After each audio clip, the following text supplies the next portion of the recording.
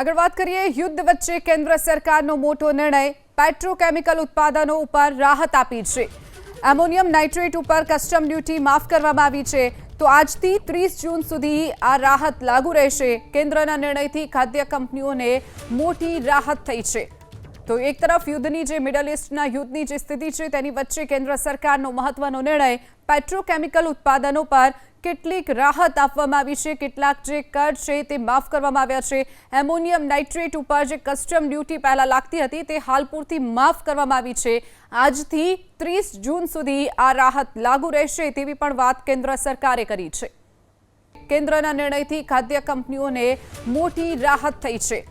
તો એક તરફ યુદ્ધની જે મિડલ ઈસ્ટના યુદ્ધની જે સ્થિતિ છે તેની વચ્ચે કેન્દ્ર સરકારનો મહત્વનો નિર્ણય પેટ્રોકેમિકલ ઉત્પાદનો પર કેટલીક રાહત આપવામાં આવી છે। કેટલાક જે કર છે તે માફ કરવામાં આવ્યા છે। એમોનિયમ નાઇટ્રેટ ઉપર જે કસ્ટમ ડ્યુટી પહેલા લાગતી હતી તે હાલ પૂરતી માફ કરવામાં આવી છે। આજથી 30 જૂન સુધી આ રાહત લાગુ રહેશે તેવી પણ વાત કેન્દ્ર સરકારે કરી છે।